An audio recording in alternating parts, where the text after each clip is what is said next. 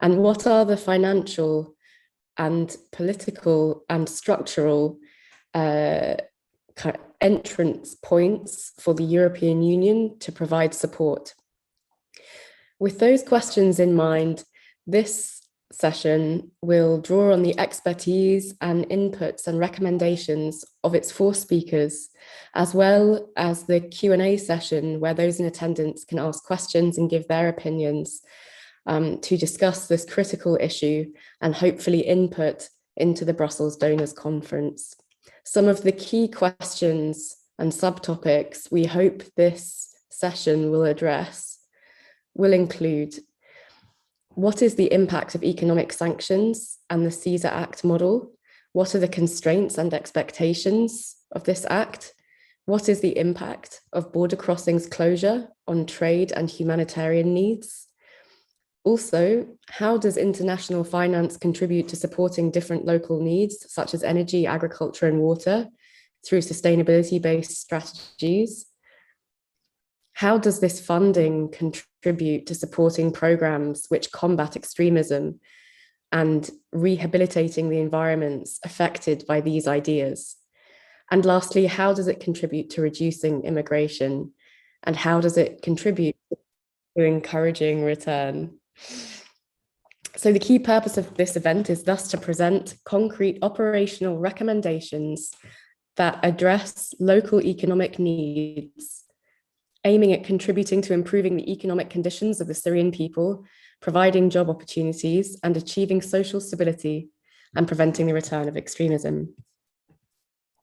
The agenda for this session is to allow each of the 4 speakers to speak for around 10 minutes to give their key points and key highlights around these questions. We'll then open the floor to a Q&A, and then we'll close the session with some concluding remarks from each of the speakers. The first speaker I would like to invite to talk is Gavin Evans, who is the Syrian Policy Officer of the European External Action Service. Gavin, if you could introduce yourself briefly as well before you begin speaking, that would be very much appreciated by those in attendance. And I hand over the floor to you.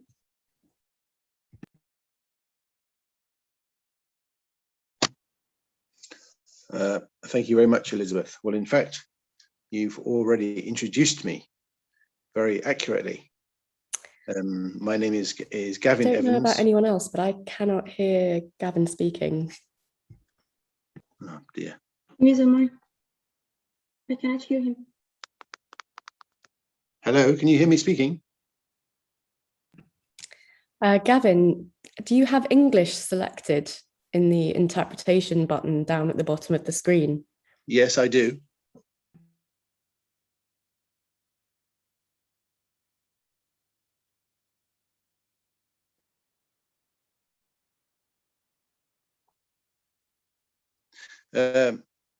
Elizabeth, I do now. Got you loud and clear. Yeah. Good, very good, very good. My mistake, I'm sorry. No, I was just saying, Elizabeth, that you introduced me very accurately. My name is Gavin Evans, and I work for the European External Action Service, part of the EU. And my job title, if you like, is Syria Policy Officer. So I'm very interested today. I would be very interested today to pick up some policy recommendations, which hopefully I can carry forward and introduce into the policy making machinery.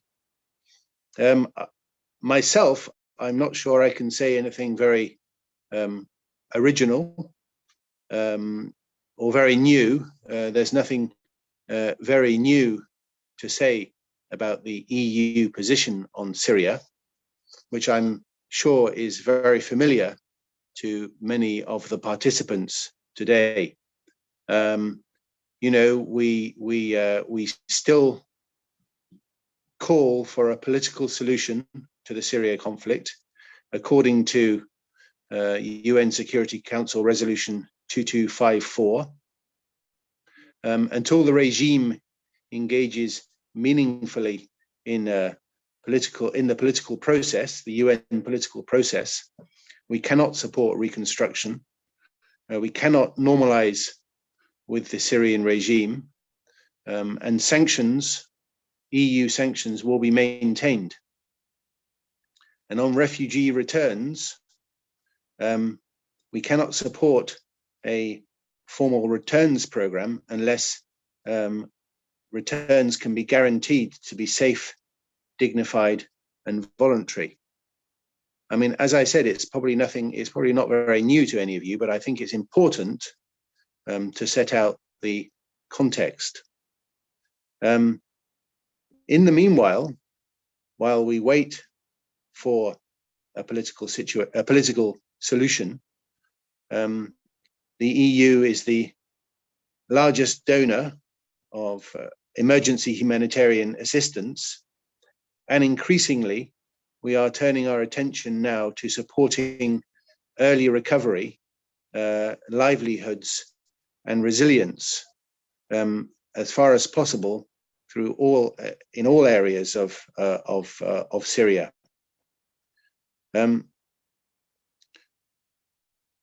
This is because we recognize that the political solution may be a long time in coming. And meanwhile, we have to help Syrians build a future for themselves in their own country. We have to help them make a living and build their futures. We recognize that Syrians no longer want to be dependent on handouts. And I have to say that given the situation in the world today, and the fact that there are other crises afoot as well, in the long run, we have to prepare for a situation in which there may be less funding available for Syria. So we have to make better use of the funding we have. Emergency handouts are no good in the long run, and we have to turn to early recovery and resilience to make our funding go further and be more effective. And as far as possible, we've been listening to a lot of side events over the last few days, where we're realizing now that the best way of going about early recovery and resilience is by empowering local organizations, working locally as far as possible, working through Syrian communities, possibly municipalities. The complication, of course, is that we have to try to do this because this is the EU policy without dealing with or benefiting or in any way reinforcing the regime. And this, of course, complicates our lives. Now, this seminar is particularly about the Northeast. And of course, we're very well aware that the Northeast has its own specificities. There's the problem of Daesh. There's the problem of the detainee camps. There's the need, as far as we can see it, for representative governance across Northeast Syria. And the biggest complication, of course, is that we cannot prejudge a Syrian solution to the Syrian conflict via United Nations Security Council Resolution 2254 by formally recognizing the autonomous administration. But despite all these constraints, we can use our imagination, and we have to use our imagination to imagine how best we can support Syrians and their desire to build their own future. And, you know, this is why it will be very interesting for me to listen to the other panelists, to hear their questions, to hear the contributions from the audience, to take those questions. Because, in fact, I would like to hear from, you know, now I've set the context. I mean, I don't think that we can expect big changes from this particular donor conference. But, you know, within the constraints of policy, which I don't think is going to change very much, within the constraints of our policy, we are always looking for ideas as to how we can best support Syrians across Syria, and support the local economy, as the title of this side event goes. Support the local economy in Northeast Syria. So I'm looking forward to your input. I hope that was useful as context, and perhaps some of you might like to react to what I've said about EU policy. I'd be very interested to hear all of it. Thank you, Elizabeth. Thank you so much, Gavin, for that very, very helpful insight into the context of how the EU is approaching this conference and how it approaches the challenge more broadly of providing support to Syria. And I do hope you receive some questions on what you've said in the Q&A time. Our next speaker is Rashid Asatouf. He is Executive Director of the organization House of Citizenship from Raqqa. He was actually a political prisoner of the regime between 1987 and 2001. He was a member of the Damascus Declaration, and he was a founding member of the citizenship movement in 2011. He's also a member of the board of directors of the Central Relief Commission in Raqqa, or he was in 2012, and has been in his current position at the House of Citizenship since 2018. Rashid, I would like to invite you to give your opening statement and to highlight the key areas you'd like to talk about in this session. شكرا إليزابيث، وأيضا شكر موصول لكل السيدات والسادة المشاركين، وبشكل خاص للسيدة رودا والسيد جافين اللي منحونا هذا الحيز من وقتهم من أجل التشارك سوية بعض الأفكار اللي بنعتقد أنها ذات أهمية خاصة على أبواب مؤتمر بروكسل. هذا المؤتمر الذي يترقبه السوريون هذا العام في مزيج من الاهتمام والقلق الشديدين بعد الأحداث الخطيرة التي تمثلت بالعدوان الروسي على أوكرانيا، حيث يعتقد الكثير من السوريين أن الحل السياسي ما زال بعيداً، وقد بات الآن أكثر تعقيداً بعد الغزو الروسي لأوكرانيا. هذا الغزو الذي كانت له تداعيات كارثية خطيرة على الاستقرار والأمن العالميين وعلى الاقتصاديات المحلية، وبشكل خاص اقتصاديات الدول والمجتمعات الهشة التي ستتضاعف معاناتها أكثر فأكثر، وستواجه صعوبات بالغة في تلبية احتياجاتها الأساسية من الغذاء. في ظل هذا المناخ المعقد والتحديات الصعبة التي يواجهها المجتمع الدولي عموما، يأتي مؤتمر بروكسل السادس والذي نأمل أن يجد الحلول المناسبة للتخفيف من معاناة السوريين ومساعدتهم على الصمود. ولأن هذه المرحلة بالغة الحساسية والخطورة، يصبح من المهم أن نتشارك وجهات النظر والأفكار حول أفضل الآليات والوسائل والأدوات الممكنة وأكثرها فعالية في الاستجابة لهذه التحديات.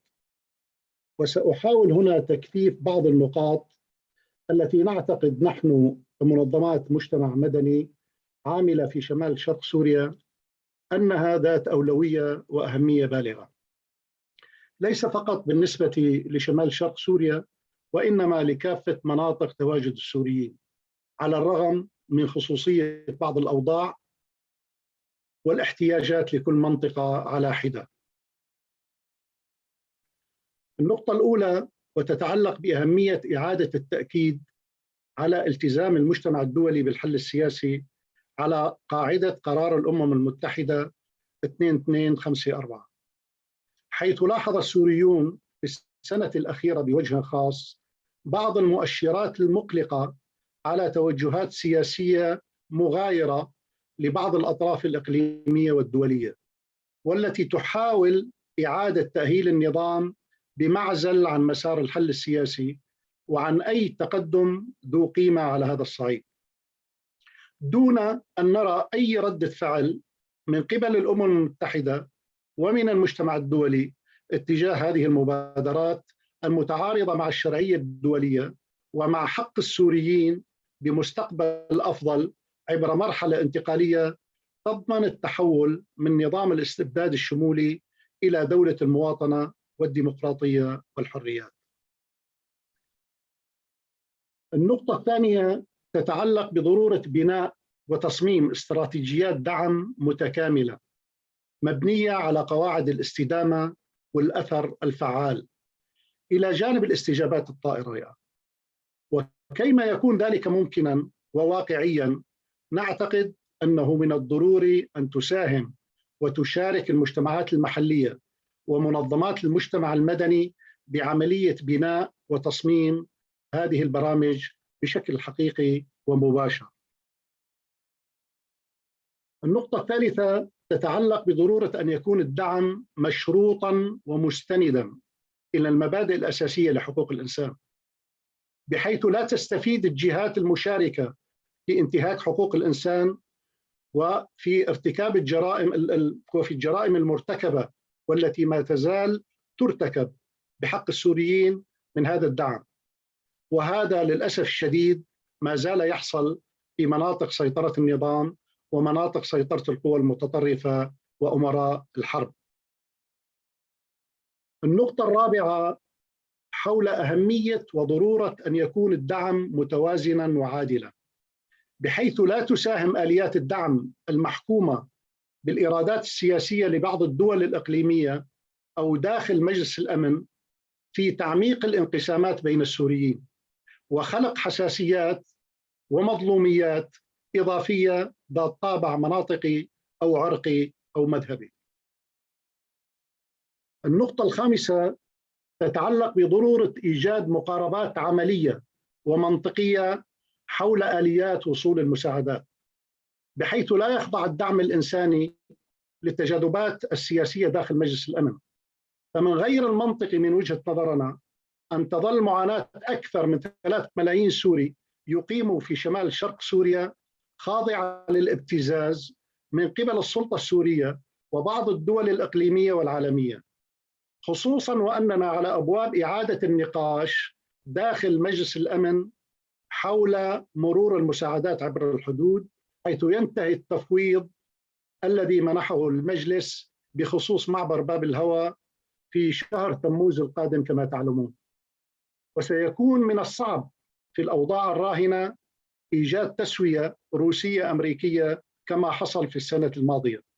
ومن هنا نلح على ضرورة تجاوز عقبة مجلس الأمن وتوسيع إطار الدعم العابر للحدود وإعادة إحياء مشروع اعتماد معبر اليعربية في شمال شرق سوريا.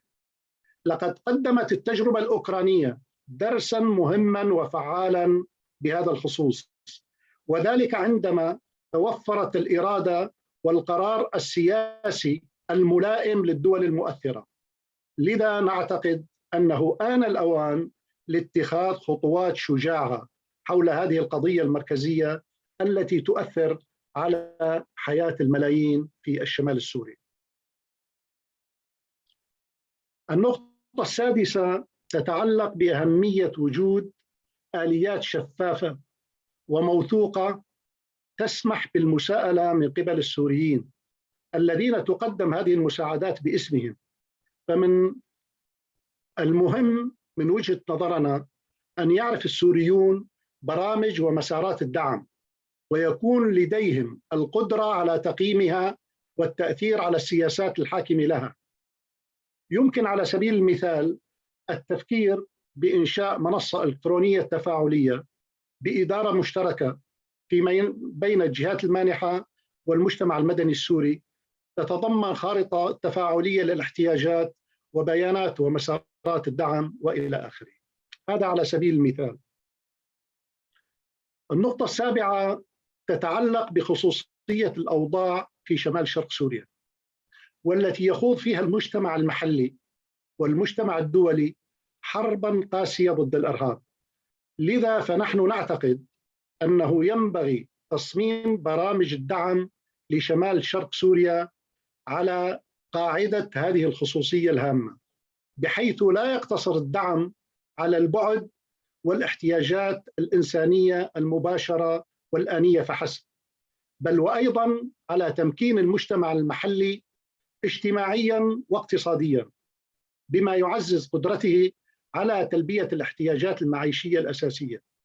فجميعكم يعرف بأن أحد عوامل قدرة داعش على استقطاب وتنظيم الأفراد يعتمد على استغلال الاحتياجات المادية والظروف الاقتصادية الصعبة التي يعاني منها السكان. وبالتالي فإن توفير الحد الأدنى من الاستقرار الاقتصادي والاجتماعي في هذه المنطقة يشكل أهمية وضرورة ملحة وقصوى في عملية محاربة الإرهاب. وأعتقد أن زميلتي نيشتمان ستتناول هذا الأمر بتفصيل أكثر. النقطة الثامنة تتلخص بقناعتنا بأن العديد من منظمات المجتمع المدني السورية باتت تمتلك القدرات والخبرات والمعارف الكافية التي تمكنها من إدارة المنح بكفاءة عالية. ومن هنا تأتي أهمية تعزيز دور المنظمات بالتلقي المباشر للمنح، وتخفيف دور المنظمات الدولية الوسيطة التي تقتطع جزءا مهما من قيمة المساعدة. النقطة التاسعة والأخيرة ذات طابع إجرائي وتقني، حيث تعاني منظمات المجتمع المدني السورية من صعوبات هائلة في عملية وصول الأموال إلى الداخل السوري بسبب العقوبات المفروضة على عمليات تحويل الأموال إلى سوريا. وكثيرا ما يتم هدر جزء من قيمة هذه المساعدات على الرسوم العالية للتحويل عبر الشركات الخاصة. ومن هنا نعتقد أنه من واجب المجتمع الدولي والجهات الداعمة مساعدة السوريين على إيجاد آليات موثوقة لتجاوز هذا التحدي. شكرا إليزابيث.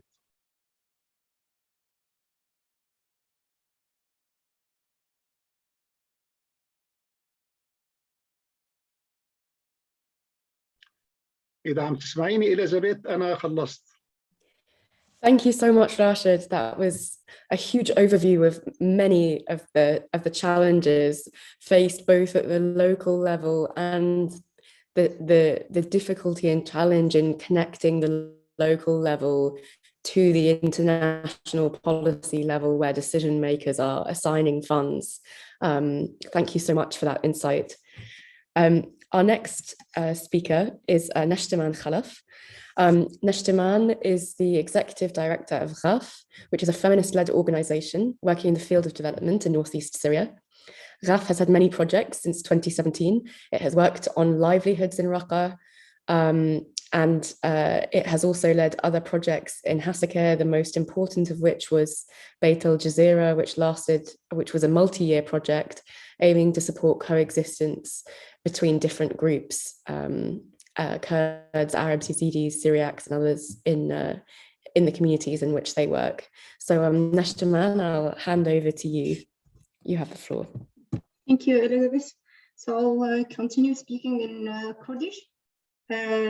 بروج باش وشباش شحر كثيرة وقال لك سباس كسينجو أبعد الكاري دانجو أبجباتا إيرو بيكوري كرن أزيد سبيكي خوزي بحثا روشة إيكونومي باكور روشلات سوريا بكم الروشة وينا بشي زراعتي جي سر بشتغلم زي سر روشة إيكونومية رخي جنيجي سر بسكنم وأزي سر بوليسية أو سياسة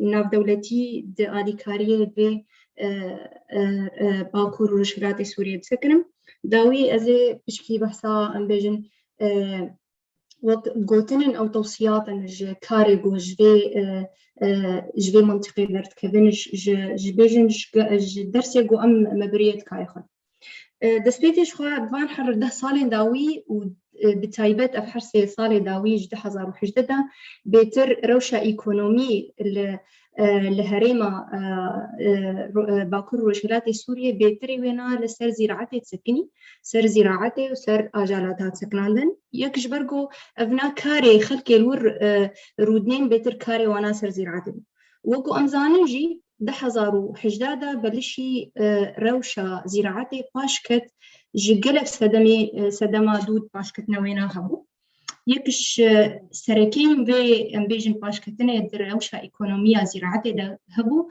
أمبيجن كم كرنا باراني أقود سر منطقة هات أقو أمبيجن نتيجة بوج جهتنا أتموسفيري د حمدني عيدا هات وأمبيجن باكور رجلات سوريا بيتر بإشياء جبرجو منطقة كشرجي ده نبس كيم كرنا باراني هشتقو باشكتنا د زراعة ده شبي أمبيجن كيم كرنا آفي لسر منطقيج آفا فراجي ج رخي تركي آغو داخست جنسبتا آفي آغو أمبيجن اتفاق ببون سرد بايمانا ناف سي دولة دا سوريا وعراق وتركيا دا صالح 1960 وحتى أبنا هشتقو بيتر روشا زراعة باش كبيج برغو آفاغو دبرنج بو عرض زراعي بيتر آفا فرات شخوا أف كيم كرنا آفي هشتقو نسبتا جو أمبيجن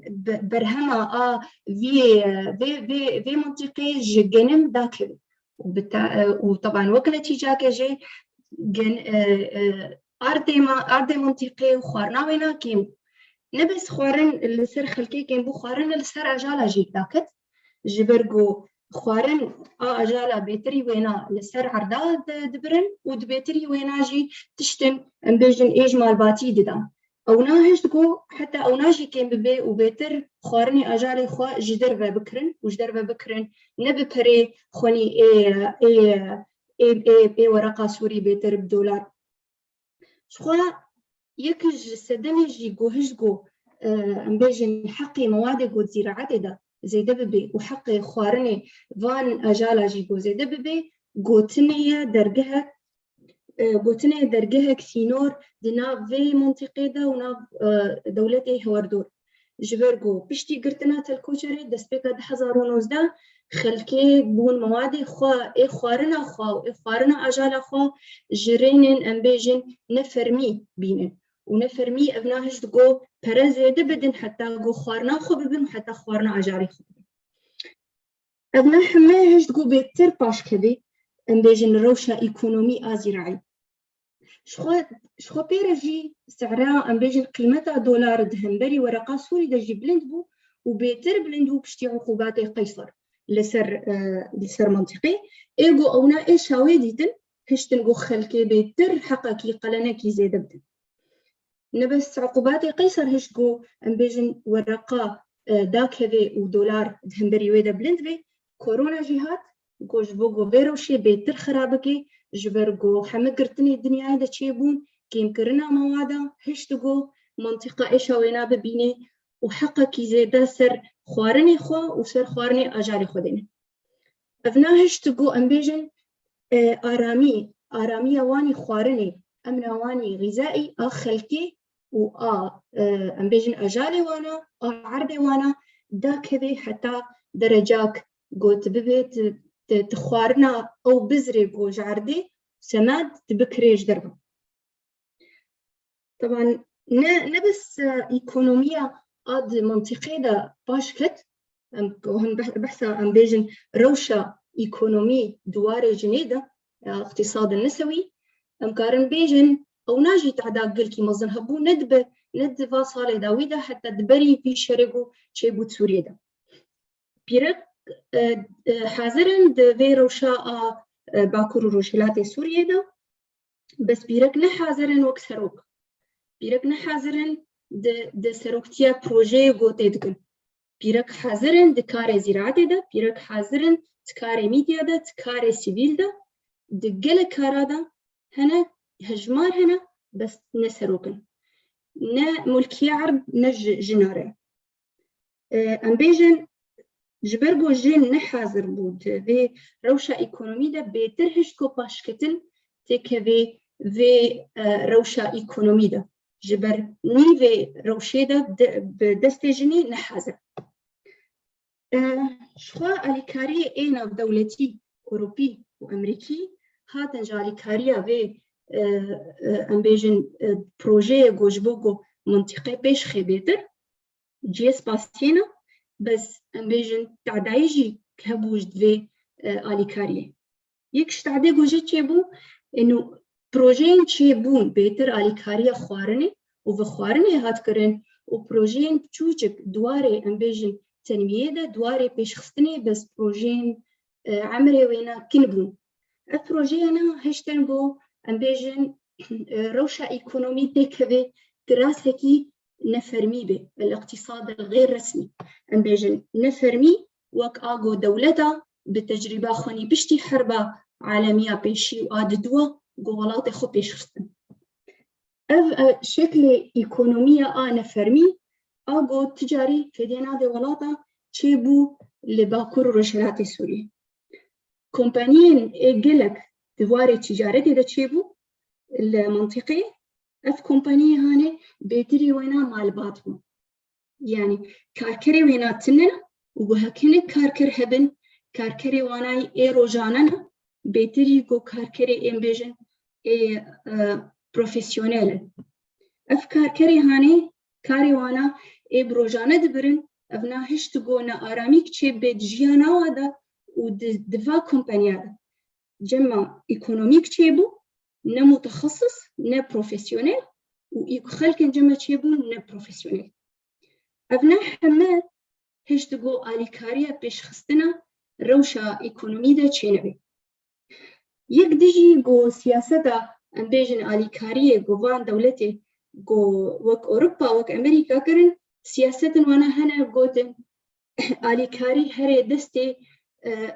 UN أو متحدة إيجو كاردكن دي مربعات الأمنية وك حسكي وقامشلو جو أفانا كنترولا رجيم سوريا سر كاركري وانا هنا ابناهش تقول آلیکاری نجي ري راست باكرني نهش تقول خلقي في هرمي في دبك جوا برا وقو أو دولتانات خص أبيك رخني جو أمج خلقي روشهلات باكر روشهلات السوري أمدكن كشالقوان كخلق جور ككاركر أمدكن سربي سياسة تشلو أم بيتر فيدش برابكن وبيتر وقو هوالي من كيفن جيقوت برا نما قال لك هي سوريا راجبرغو شركي دي هي أنا الأوكراني دبين برا بيتر فيدا بكن هكذا بخوازن برا بيتر جي فيدا بكن دبين زاني بنتي كيف دستيكي دج قو ببي بيشكتنا كجبي ولاتير شو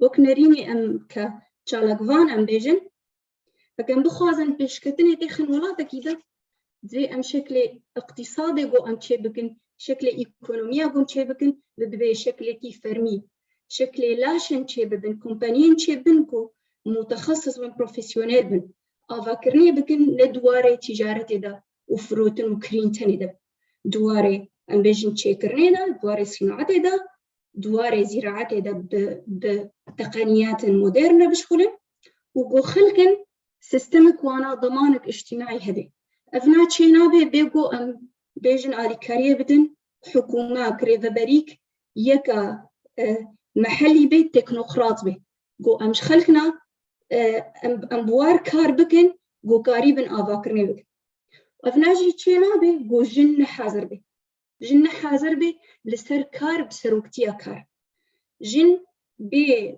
حازر كرنا ويد إيكونومي دا بهبونا وينات سروكتي دا أفولات بيشنا كبي أفناجي دبيكش سياستي إيه أمبيجن آلیکاری جو دولة هرن جو حاضر كرنا جني نبه جمار بوجو كوتا أو متحدة جمر دديما كوتا تعددكي في دينا كلمة أمبيجن بدعم سياسة دولتي أوروبي وأمريكي بذكرنا دريه تلكوشري إيه سينور بمنطقة بالحصار دميني المنطقة هاني قبل حصار دميني دبن ضغطة نظام سوريا ريجيم سوريا ودبن ضغطة حكومة تركي ودبن ضغطة جو داعش فقري جبرجو فقيرتي هي ودبن ضغطة جو خلق دبج دولاتي خبرته بيشكتن شنابي أم بهذينا جو دولتي إيه أوروبي وأمريكي آلیکاریا چالكية بكي إيه جو بهلي جو أفدر يجي بدي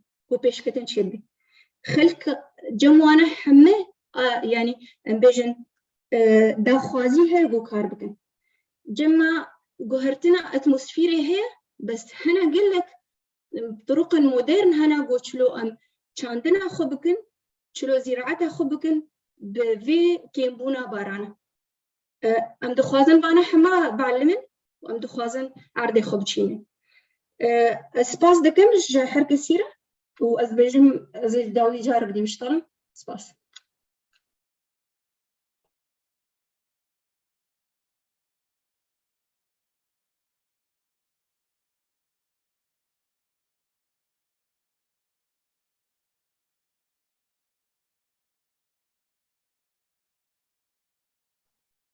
Thank you, Elizabeth. Thank you so much, Neshnaman. That was a very thorough overview of lots of different aspects of challenges and real identification of a number of different needs where support can have effect in the Northeast. I particularly picked up on the need for local economies to be built around professionalization with important technocratic inputs. And also another really good point you raised about the importance of women being leaders in economic decisions, recovery and support as well. So thank you for that among all the other many issues that you raised. The next and final speaker who I would like to invite to give her thoughts is Trude Falch, who is MENA Director at Norwegian People's Aid. Trude has been working at NPA for 33 years, working across many areas of the world in a number of different capacities. She has extensive experience working in Syria, around Syria in the region for the last nearly 10 years. She's played a key leadership role in projects in the Middle East, and we're delighted that she's here to speak with us today. So Trude, I'll hand over to you and you have the floor. Thank you very much, Elizabeth. Just to confirm that you actually hear me. You do? Okay, and thank you so much, and thank you for inviting me. And I feel quite humbled with your introduction. I don't, you shouldn't overestimate my importance, I think, but I have been following the developments in Syria for quite some time, and the development in Northeast Syria also for quite some time. NPA as an organization have been engaged in Syria since 2012, and we have mainly been working cross-border into Syria all the time. We have offices in Northeast Syria today, and we always work in collaboration with local organizations. So we see local actors and local organizations as the main agents in their own society. So our role should be to support them. Just to say that is as an entry point. I think this commitment to Syria, it's also a commitment to a more democratic Syria, also to say that. And I think that what we do, both in the humanitarian way and in the more long-term engagements that we have, is with the intention both for a more democratic Syria and for a more just and peaceful and safe Syria. And I think it's important that we all kind of keep that in mind, that is actually the Syria that we want to see. And then at the same time, there are some frame conditions. You take Nes, as we are talking about Nes now, being an autonomous area that's been autonomous with different kind of geographical scope through the conflict, but still it's been autonomous from the beginning almost of the Syrian crisis, but it has some frame conditions that are very negative. I think we've already mentioned the need to reopen the border crossings. I think we have to realize they will not be reopened because this is blocked by Syria. This is something that we need to keep in mind. And that tells us also that NGOs and the local organizations will continue to be the main providers in Northeast Syria. The cross-line assistance, which is coming from the UN organizations and those who are working from Damascus, is likely to have limited importance in North Syria as of today for a lot of reasons that we are all familiar with. And I think Syria will also remain hostage of a range of political and international actors. That's also not something that we can disregard. It will continue to be like that. And we cannot talk about any development or socioeconomic development in Northeast Syria without taking that into consideration. And currently for Northeast Syria, it's perhaps particularly Turkey who has been playing a very negative role. And partly also is holding EU hostage. I would say, and the Western actors, which is seen like as the good guys. If you look from the Syrian perspective, we still tend to see the Europeans and the Scandinavians, as I would represent, as the good guys with least interests. But still, very much, we should all be very much aware that we are all there with a certain interest. So that being said, I think with kind of no kind of big future on moving away to get kind of resolution-based access to the area, we need to continue to work with the cross-border system, which is extremely vulnerable, and we need to keep that in mind as well. And that will require a very active diplomatic dialogue with those parties to the Syrian conflict, which has an impact on that, which is mainly Turkey and Iraq, and the Kurdistan regional government, to keep that in mind as well. And then Nishtiman Bey described also the critical economic situation of the Northeast as a result of the climate change, the upstream water usage. We see livestock deaths all over Northeast Syria today. And now we are also expecting the negative impacts on the Ukraine-Russia war, because also in Northeast Syria, the import of the grain would be coming from through Turkey, though, but still it will be impacted by the Ukraine-Russian war. And we have on top of that the COVID effects and the lack of access to vaccine testings on top of everything else. And then we have the Daesh intrusion some years ago and the heritage from that, with those severe challenges that has brought to the area, and where also Europe, Scandinavia, and others do not take the responsibility for what is left of our own foreign fighters and their families who actually went there to fight. So that's also part of that solution, I think, because I think we need to think stability with socioeconomic development. It is linked together.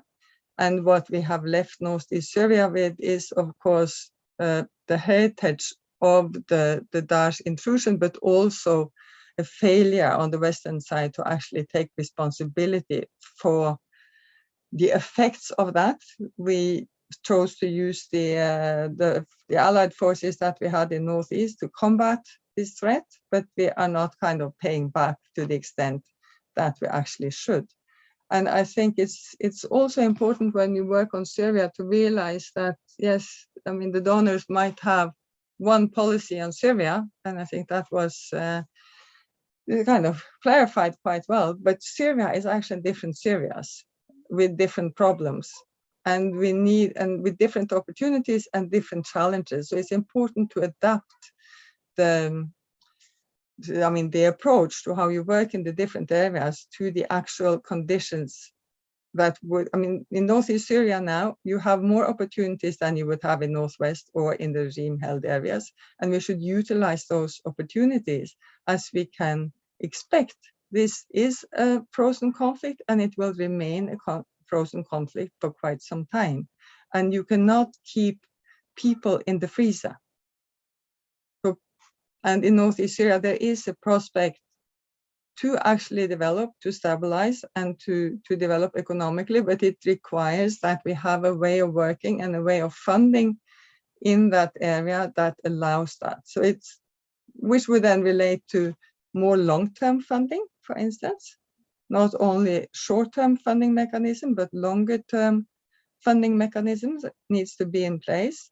It's already mentioned several times the importance of building the capacity of the local actors. I think that is crucial. When having worked both in Northwest and Northeast, it was a clear difference between Northwest and Northeast in regard to the attention that the actors in Northeast had been given. They were far behind, while a range of INGOs had been working with the actors in Northwest over years, building their capacity, allow them to become bigger than themselves. The actors in Northeast were left behind with very, very limited capacity building, which also is when we know that the local actors will remain the main responders to the local needs. We have a responsibility, all of us, to actually build their capacity to be able to provide for the needs in the area. And that requires resources, and it requires donor policies that allows for that.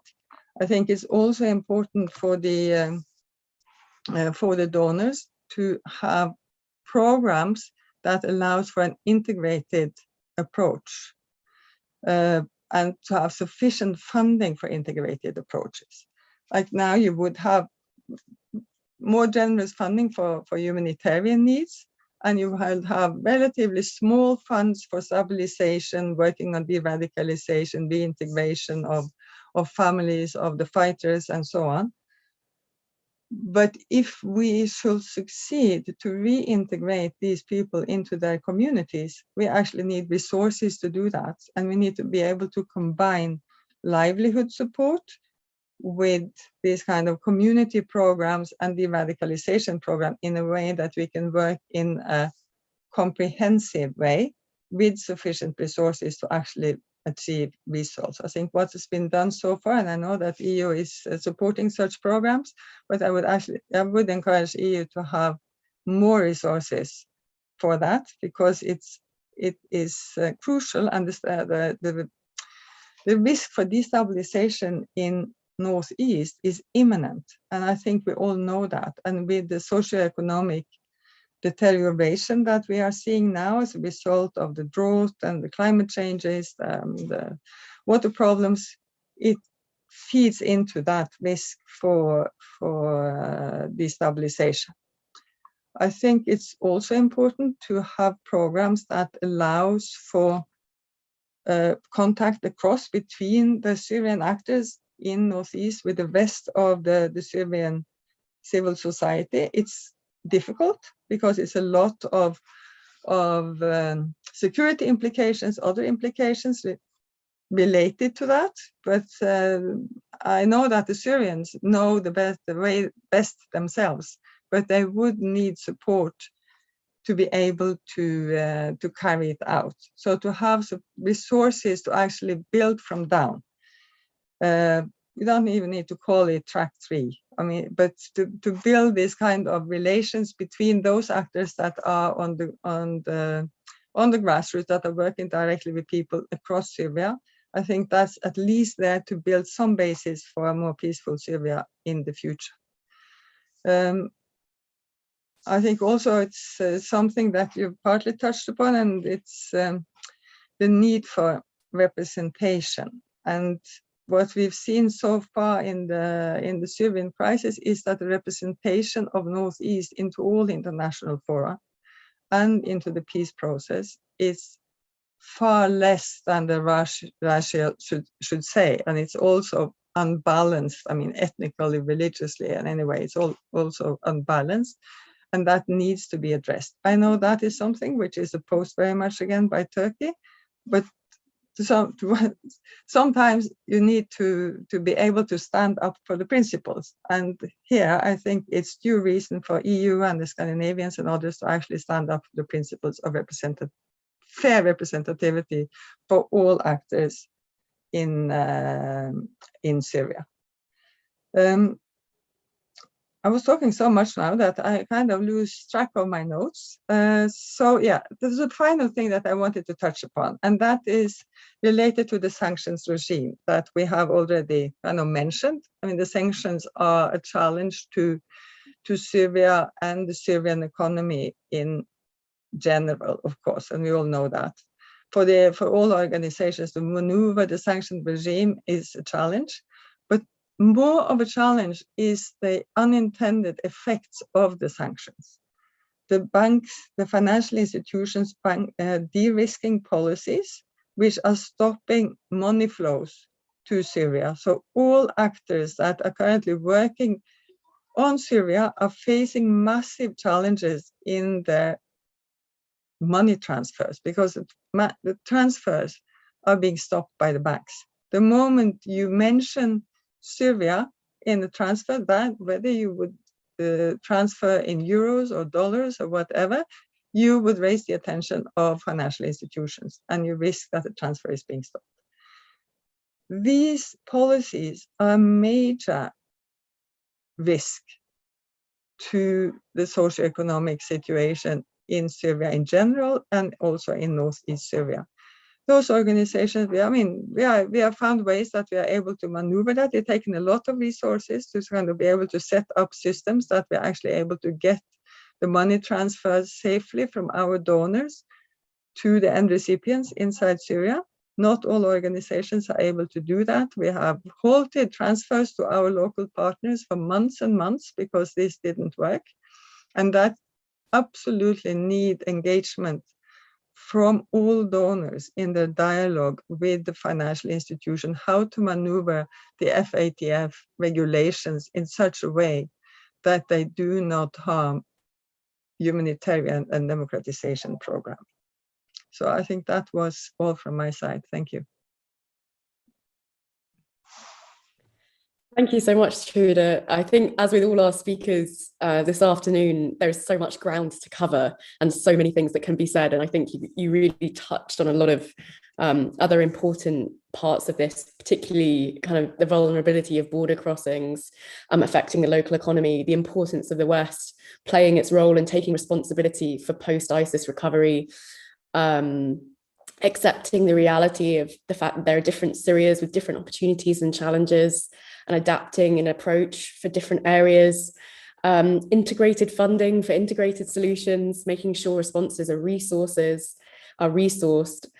fair representation, connecting different areas of Syria together, as well as sanctions and their unintentional effects. I think we've got a lot of points there to work with in the discussion, and I hope we get a lot of questions that will push us further into the details of these challenges and ways to move forward. So thank you so much to all our speakers who have just spoken. I'll now open us up for a question and answer session. People can ask questions by raising their hands. If you don't know how to do that, at the bottom of the screen, there is a little icon with a hand. It says raise hand. Please press that button if you would like to ask a question, and then I'll select from the list of people who come up. If I could ask everyone who asks a question, please unmute yourself, speak slow enough for the interpreter to catch up with you. And when you're finished asking your question, please unmute yourself, please remute yourself, sorry. To make sure there's no disruption to the sound. And could I also ask each person to say who they are and the organization they work for when they ask a question, but also, if possible, indicate who your question is to from the panel speakers, or if it's not for a particular person, please just say it's for anyone to answer.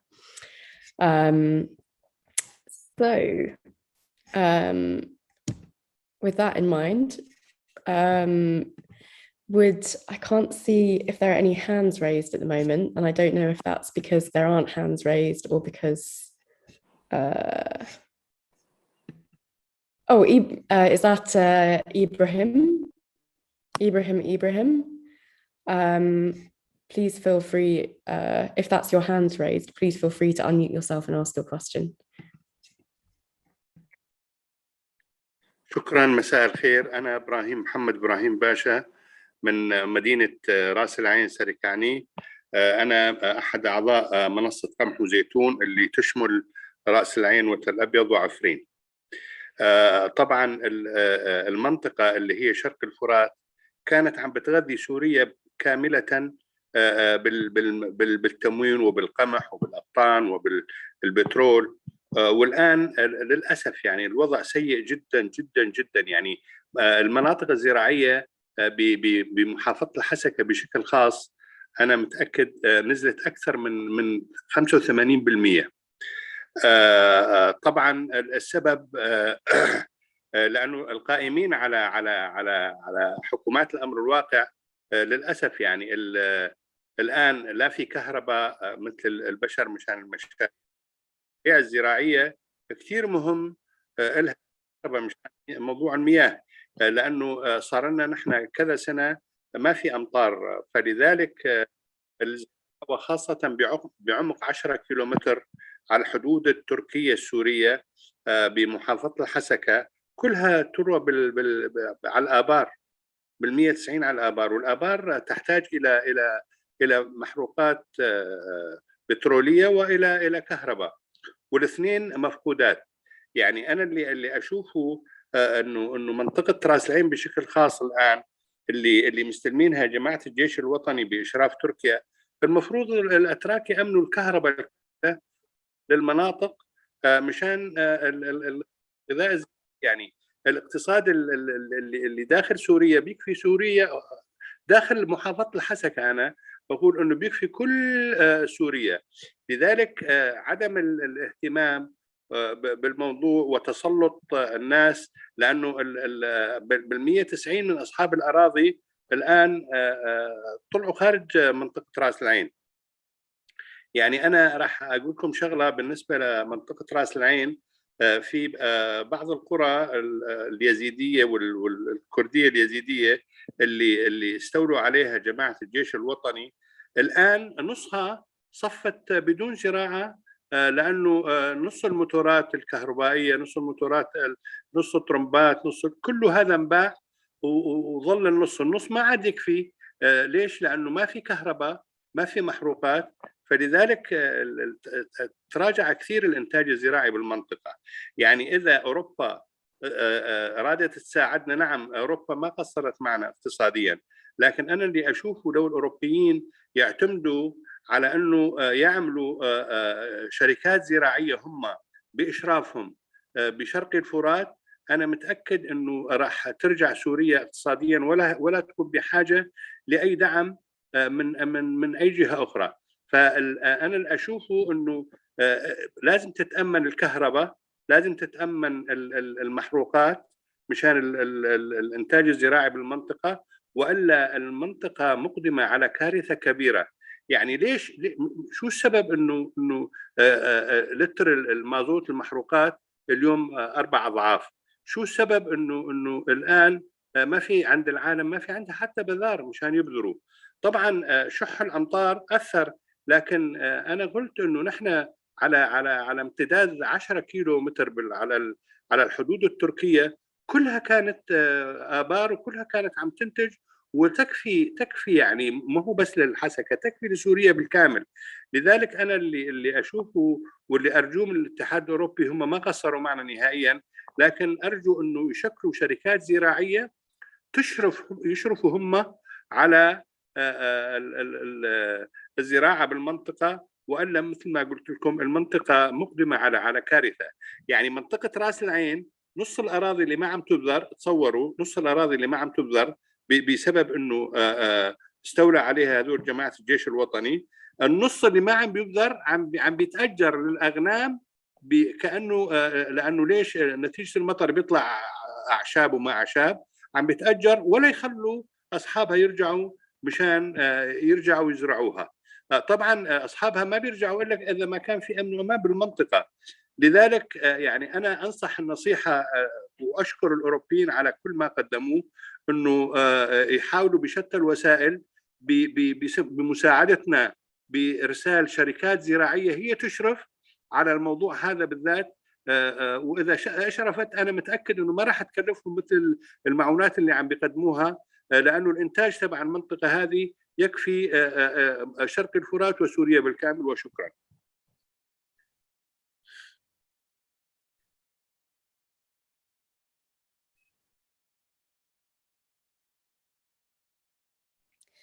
Thank you, Ibrahim.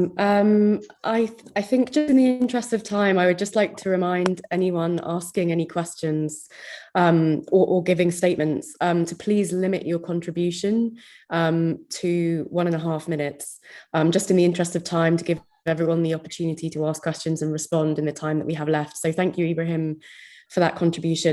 I'm not sure that I picked up on a specific question there, but I think that your advice and your inputs are well noted. I think perhaps also in the interest of time, if we take 2 more questions together and then give the panelists the opportunity to respond to those. So apologies for changing that format, but I think just in the interests of time. So if I could ask Daham, please, to unmute yourself and ask your question, and be mindful of the time. And then after that, I'll ask Musallam if he can do the same, and then we'll get the opportunity to respond. If I could ask again, if you have a specific question, please be very clear about what the question is and who it is directed to. Thank you very much. Daham, you have the floor.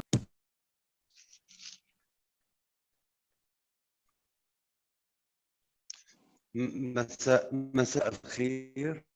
مساء الخير للجميع. دحام السطام من الحسكة، منظمة إنشاء مسار بوبلشباث بالحسكة والرقة.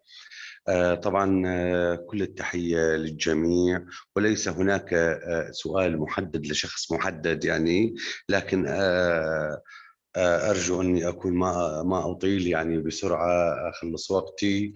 طبعا دائما أحكي أقول إن كانت المقومات الحالية هي التي سترسم مستقبل البلاد، فعلى الأرجح أن تبقي حاضنة للمذاهب العنفية الجهادية المتطرفة. ليش؟ لأنه الناس عم تشعر بالتهميش، تشعر بالإقصاء، تشعر أنه ما في شغل، ما في ملامح لحل سياسي، ولذلك ما راح يتحسن الموضوع المعيشة للمواطن السوري إطلاقا، يعني طالما أنه ما في أفق لحل سياسي. أنا برأيي أنه كل هاي الاجتماعات هي أكيد يعني نحن نكون موجودين فيها، وأكيد نحن نكرر هاي الاجتماعات ونؤكد عليها هاي اللقاءات، لكن هي أعتقد هي الاستهلاك فقط، يعني لن تجدي نفعا، يعني لأنه حقيقة الاتحاد الأوروبي لم يقدم شيء، يعني ما قدم شيء سوريا يعني للأسف. هناك تناقض أيضا بكلام الاتحاد الأوروبي، أنه لازم يكون هناك بنك مركزي أو التعامل مع الحكومة المركزية بدمشق. بعدين لا يقولوا أنه ما في، نحن لا نعترف بالنظام ولن نتعامل مع النظام. ما بعرف هذا الخلل ليش معنا مع المنظمات بشكل المباشر، يعني مع حواضن لهذه المنظمات، يكون في بنك يشتركوا فيه كل المنظمات المانحة موجود بالقامشلي أو بالرقة أو بالحسكة أو بأي مكان آخر، مثلا إذا كانت هناك حجة من أجل التحويلات. أعتقد أن المنطقة أيضا ما في مواجهة لموضوع الهجرة، هجرة الشباب تحديدا، بالعكس زادت الآن. وهناك تناقض أيضا أنه راح نواجه موضوع الهجرة أو ما راح نكون مع موضوع الهجرة. بالعكس الناس اليوم عم تبيع بيوتها وتبيع أملاكها وعم تهاجر شلون ما كان، يعني على وجهها هيك. أعتقد أيضا أنه سياسة المانح للأسف الشديد يعني حولت جزء كبير من السوريين إلى ناس متسولين أو شحاذين، للأسف أحكي هذا الكلام. وأيضا حولت المجتمع المدني السوري إلى مجتمع شلالية ومجتمع إصابات للأسف، ولن يواجه التطرف يعني إطلاقا، يعني هذا المجتمع المدني، لأنه هاي المفاهيم اللي عم تشتغل فيه وهاي المشاريع لن تجدي نفعا. أنا ما عم ننظر نظرة تشاؤمية بمقدار هو نوضع الإصبع على الجرح، يعني حتى نستطيع أن نعالج. سياسات المانحين بشكل عام عم أحكيها، ليس الاتحاد الأوروبي أو ما شابه. أيضا أرجو أنه يا أخي لا تعطونا منح، أعطونا، ساعدونا في أنه نفهم معايير العمل المدني، مفردات العمل المدني، ساعدونا في التدريبات، منحونا تدريبات يا أخي. نحن بحاجة شاباتنا وشبابنا إلى تدريبات، والتدريبات مكثفة على مفاهيم العمل المدني، وعلى كيف نتعامل مع الناس، مع المجتمع المحلي، لأن هناك تصدع كبير ما بين المجتمع المحلي وما بين منظمات المجتمع المدني للأسف الشديد. يعني هناك نظرة ريبة إلى المجتمع المدني من مجتمعنا، نحن أبناء المجتمع كلياتنا. أرجوكم أن يفتحوا لنا تدريبات نتدرب يعني ونقوي أنفسنا نوعا ما يعني. أؤكد على أنه مناطق الحسكة، محافظة الحسكة، مناطق مهمشة بالكامل، وخصوصا في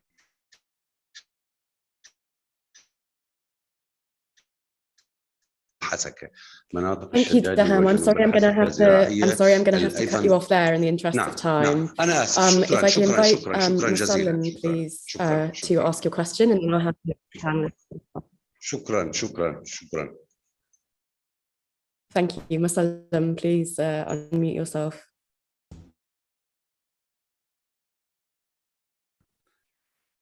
Thank you very much. I will speak in Arabic.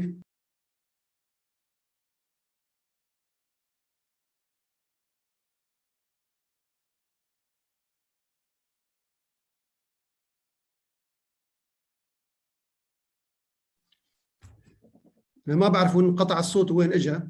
Musallam, the interpreter cannot hear you. Am I muted now or? Okay, he can now. Can you hear me now? Can you hear me?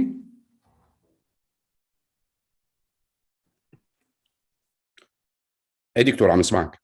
اسمعني. ايه تفضل.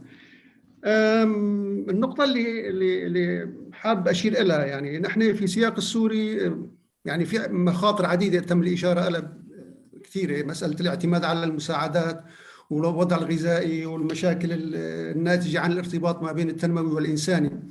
أنا في عندي مقترح يعني لدفع ليس سؤال وإنما مقترح لدفع المساعدات باتجاه يعالج مشكلة الاتكالية ومشكلة يعني وجود عدد كبير من المنظمات التي لا تعبر عن حقيقة الواقع على الأرض وإلى آخره. أنا أعتقد أنه يعني يستحسن بالفترة القادمة أنه توجه المساعدات الأوروبية ومجمل المساعدات اللي في اتجاه شمال شرق سوريا تركز على القطاع الزراعي وليس على القطاع الزراعي بالمعنى التقليدي، وإنما تبني استراتيجية جديدة. هذه الاستراتيجية تسمى بالأدبيات الاقتصادية استراتيجية السيادة الغذائية، اللي هي على عكس استراتيجية الأمن الغذائي التجارية. استراتيجية السيادة الغذائية قائمة على مقاربة محلية، قائمة على حقوق الإنسان وجمع بين المنتج والمستهلك. أعتقد أنه بالفترة القادمة إذا تم التوجه بها باتجاه هذه الاستراتيجية تبنيها وإجراء دراسات حولها، ويعني مدها بإعانات إنسانية عاجلة ومع بعض الإعانات الاستراتيجية لبناء القدرات بالفترة القادمة، بتصور لمنطقة شمال شرق سوريا هي الاستراتيجية الأفضل، والدعم بهذا الاتجاه إذا راح يكون أفضل. شكرا.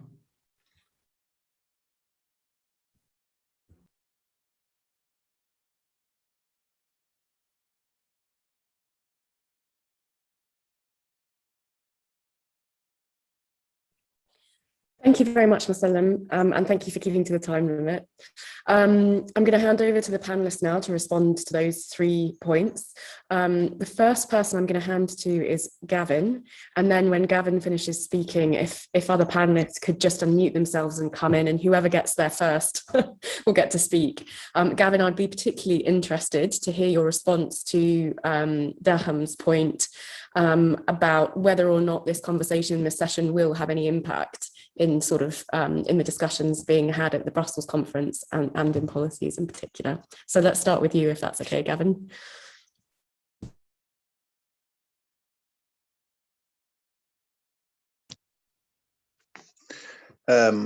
Yes, Elizabeth, thank you very much. And thank you for interpreting Daham's point.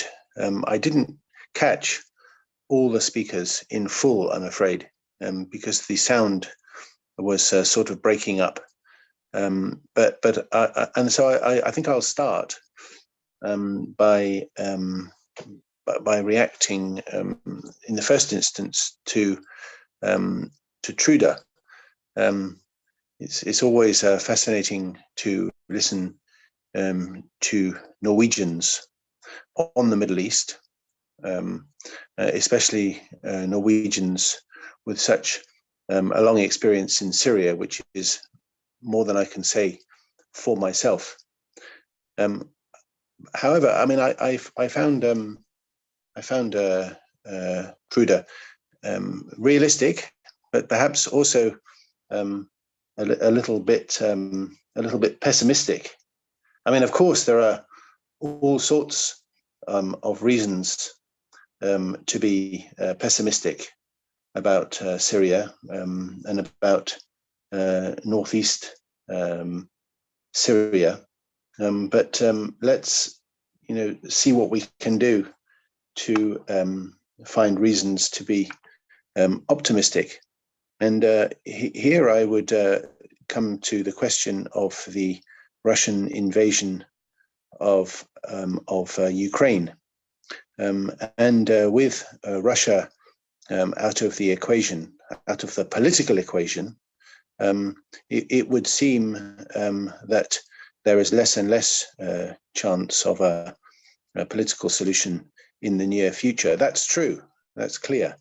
But paradoxically, I think now that the attention of the international community will inevitably turn, and has inevitably turned, to Ukraine, this, I think, will give us all a chance to build imaginative solutions in Syria for the Syrian people, by helping the Syrian people and working with the Syrian people on the ground, if you like, a little bit out of the spotlight.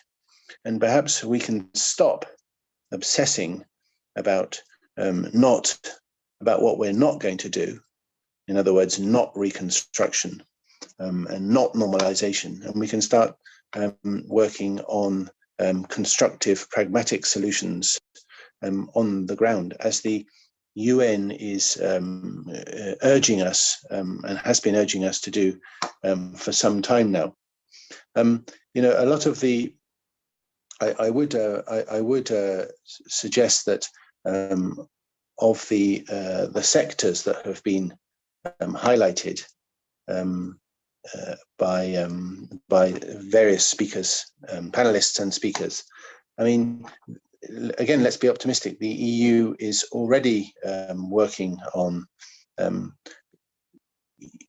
food security, on agricultural livelihoods and resilience, on the water sector. As Trude said, we're working on reintegration and on preventing radicalization. Okay, so there's not enough money. There will never be enough money from the EU or anybody else. But we are doing what we can. What I think has been missing is that the donors, various donors, have been working.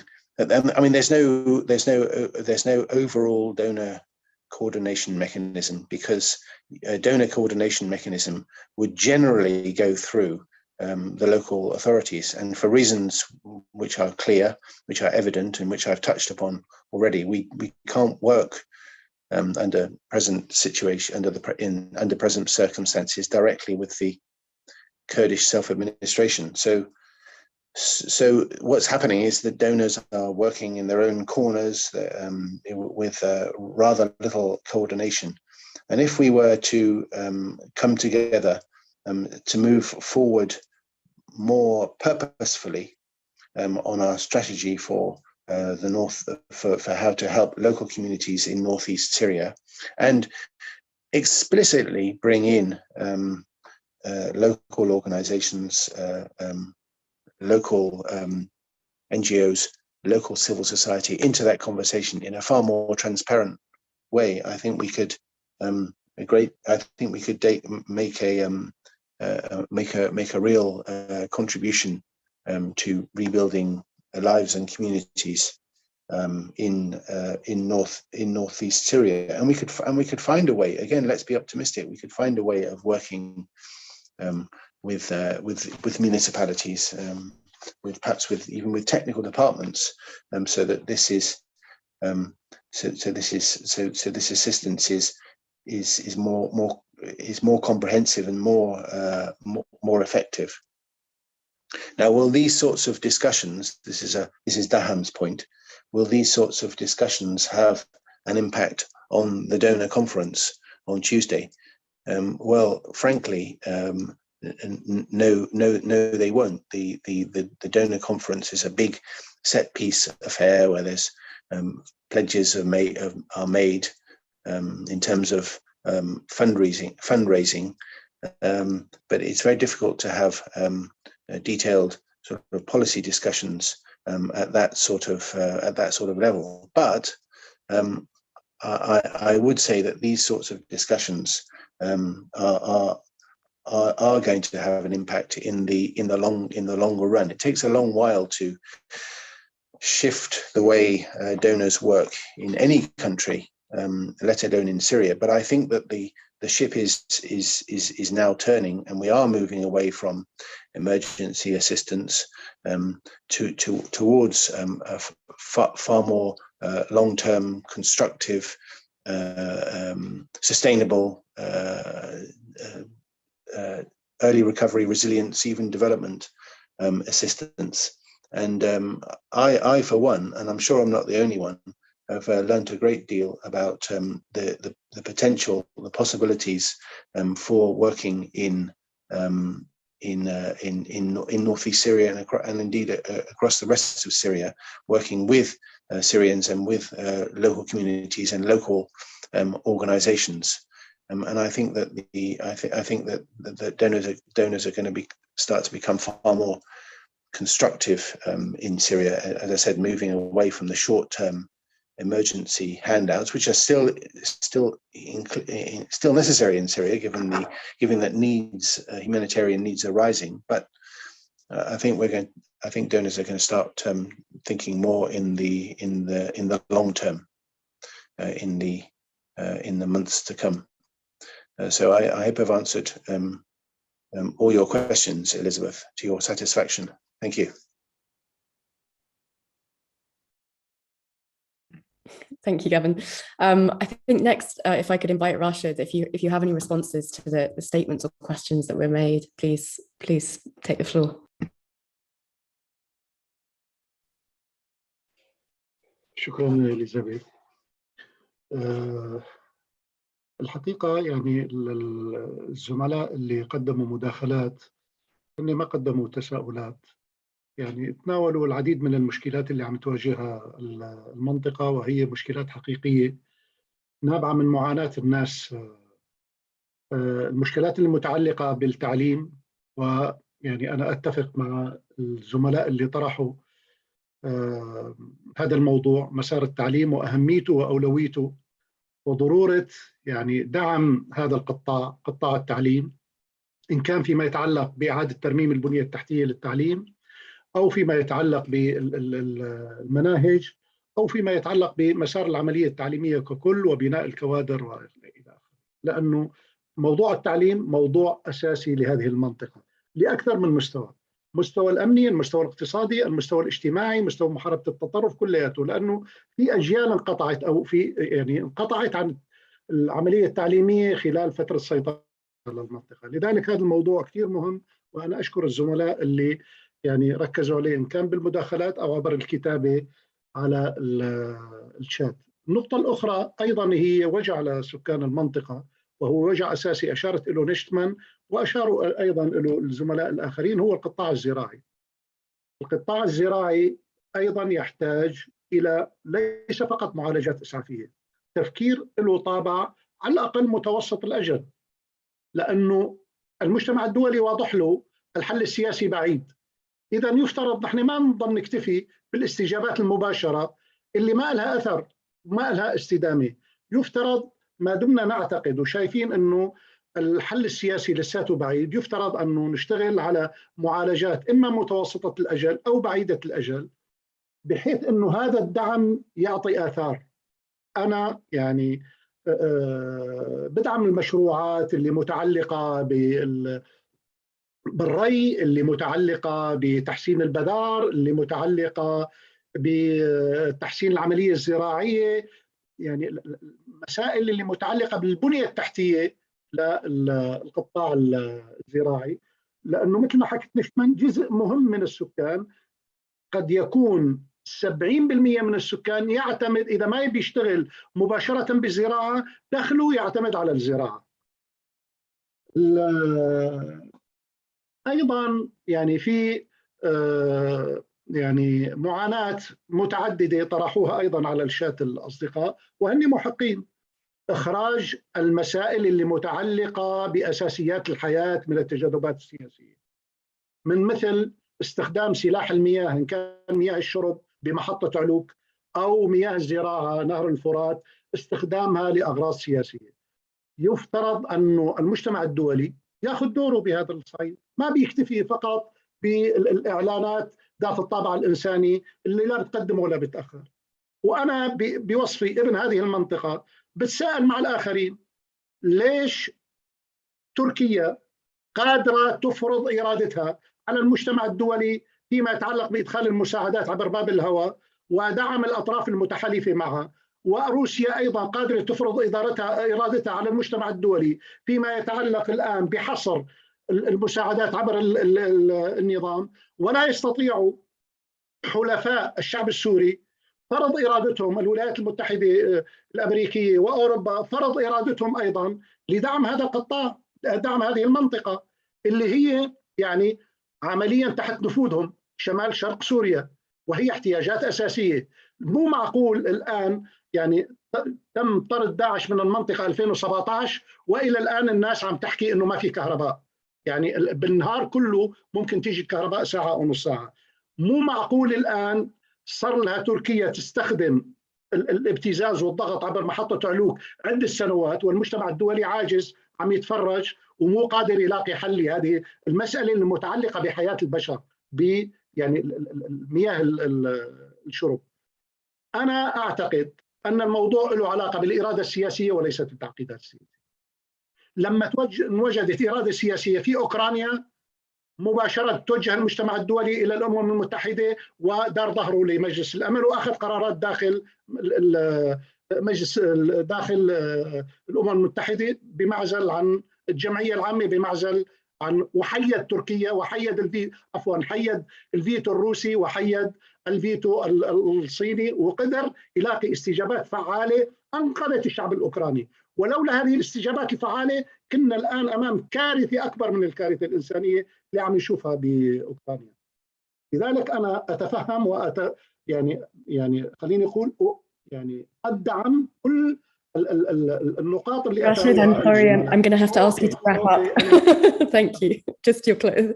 If you could just finish and then we'll pass it. You're finished, okay? You're finished already? Okay. Neshtiman, just if you would have any comments to add as well, please take the floor. Yeah, thank you.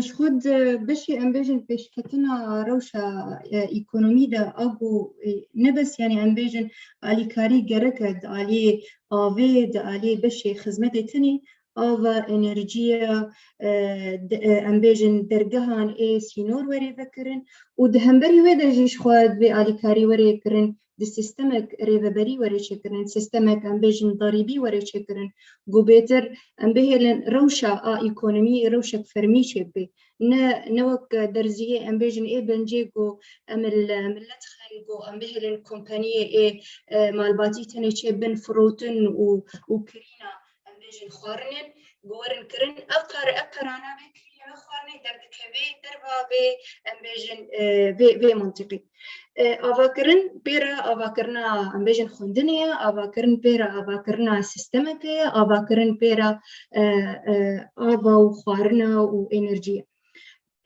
جوهك منطقة سر زراعة كاردكر ومنطقة زانش لو زراعة بكي بس منطقة زانش زراعة بكي بجور أمبيجن سيستم أو بير كاردكر أو كيفن أو بري 10 سالة وبردة اتموسفير هاد جوهرتن قلك تشتينه زراعة دا تشيبون ملتي باكور وروشلات سوريا نزانن بنا وآغو أمبيجن وكمبيجن عم مثالكي بدن دما داويدا بزري إيجنم هات كرين جدرفا ودان ريفابرية حكومة أمريكا بيدلاغو أم خلقي بعلمين نشلو بزراغو وري چاندن آغو قالك جيرنا لازم أقو أنا قالك دولة بير كارتينين وك مثلا سعودية أو بيب كارنايني بزرتك بيجو جير قالك لازم بتشيني قالك رين هنا جو أمبي جهرتنا أتموسفيري جور قالك تشتي جو أمبيجن تشالنج جو مرشد بن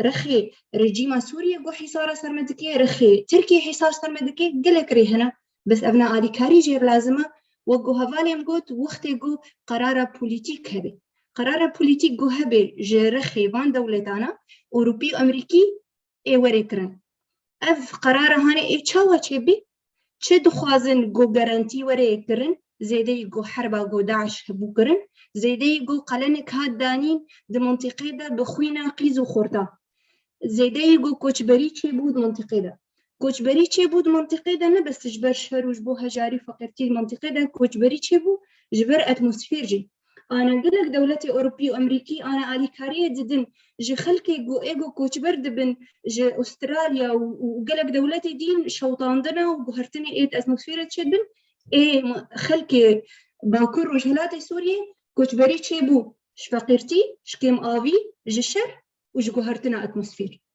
شار تشتاق قلك ينظم إيجو هشت جو كوچبري شبن أبناء إداهي لكم آباكرني شبن أمشلو هرن ريا براغماتي آريا جو أمبي أوبتيمستيك بن أجو نجلكي أمبي ده أمشكستي بن أم دخوازن وين أبكر بس أم ويجي قرار بوليتيك أجوان دولتا إجو آلكارية ذكروا جيس باسية أم دخوازن أفكرني ندرزي بنجي وري خستن نا حبسك الحسكي وري كرن حبسة غويران جو خشكاي نهاتي حماية كرن جوارن هجومي خلكي بكن أم أفكرنك الشارع إشكولاني منطقير دفن أفكرنك جبشة خدمتي أفكرنك شخلكيرة أم أفكرنا تبايد دخواز سباس.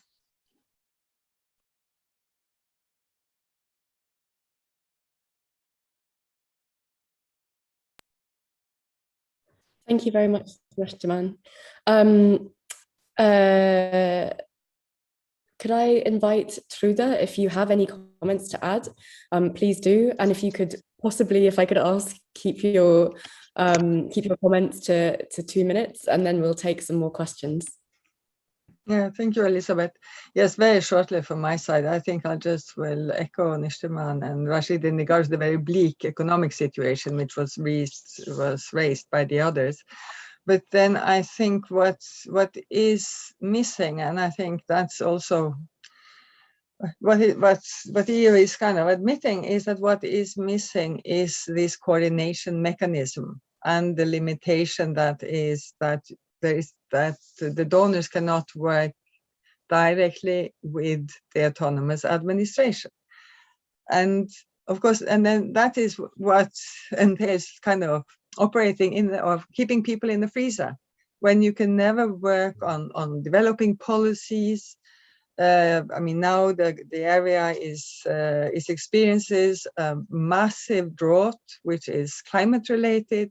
Who are actually going to work with the authorities on climate resistant agriculture, for instance, which is obviously needed in that area? So it's not only about addressing the immediate need, not also only on kind of working on recovery or having more long-term funding, but it is a lot about how can we actually have mechanisms in place so that it is possible to better coordinate and also find pragmatic solutions as to how you can actually coordinate with the de facto authorities in the area. Yes, you cannot work directly with them, but you've already mentioned it's possible to work on with the technical directorates and the municipalities. Absolutely something that we would recommend from our side as well, because it is so important to get into the area of developing policies and to have kind of, I mean, be able to work on what can sustain the livelihoods in the area, because the situation is actually dramatic, as is already been described now by other speakers. So I will not repeat that. Thank you, Truda. Okay, I'm going to take the next set of questions. The first question is one which I will read out from a Q&A panel that was put in. I did ask people to raise hands, but someone slipped in just before. This is a question from Mohammed Al-Ahmad, which is for Gavin, and it is, are there any directions from the EU itself to fund local CSOs directly? And is the funding for, what will be the funding focus essentially for the next few years in the Northeast? Will it be stabilization, CVE, supporting resilience, social integration, or other aspects such as livelihoods or WASH? So then I will hand over to Khurshid, Alika, apologies if I'm not saying your name correctly. Please ask your question, and please could I ask you to direct your question to a person and be very clear what your question is. I think the previous questions, there were a lot of long statements, but in the interest of time, if you could only speak for 30 seconds, direct your question to a person and be very specific what it is so that when people answer, they can address you directly. Thank you very much. Khurshid Alika, you have the floor. مساء الخير. أنا خورشيد عليكا، باحث اقتصادي ومؤسس جمعية الاقتصاديين الكرد في سوريا. طبعا سابقا منطقة الجزيرة أو المنطقة الكردية كانت سلة سوريا الغذائية، واليوم هي أصبحت منطقة منكوبة، فما يحصل عليه الموظف حاليا هو بحدود $50 أو $70، ولكن هو يحتاج أقل ما يمكن إلى $300 ليؤمن معيشته ومعيشة أولاده. طبعا ولكن ما أود طرحه بالنسبة لمسألة النفط والغاز. طبعا في منطقة الجزيرة هناك أكثر من 2000 بئر نفط، وكمان هناك محطات للغاز، ولكن ما نوده من المانحين. سؤال أسأله إلى الأستاذ كافين إيفانس. طبعا السؤال هو: هناك موارد اقتصادية في المنطقة وخاصة الغاز والنفط، هل بإمكانكم مساعدة الإدارة الذاتية أو مساعدة أهالي المنطقة من أجل استخراج هذه الثروات وخاصة النفط وبيعها بأسعار معقولة كما هي السعر العالمي؟ طبعا الإدارة الذاتية تقوم ببيع برميل النفط بحدود $35 للبرميل الواحد، بينما أسعار برميل النفط حاليا تتجاوز $107 أمريكي. طبعا فإن مساعدتكم للإدارة الذاتية ولأهالي المنطقة باستخراج النفط والغاز طبعا سيساعد ذلك على تأمين مزيد من فرص العمل، وستكون هناك موارد اقتصادية كثيرة للإدارة الذاتية ولأهالي المنطقة من أجل تأمين معيشتهم بعيدا عن المنح التي هي عبارة عن إبر عبارة عن إبر أو مسكنات لأهالي المنطقة. لا أريد أن أطول الحديث أكثر من ذلك، وشكرا لكم.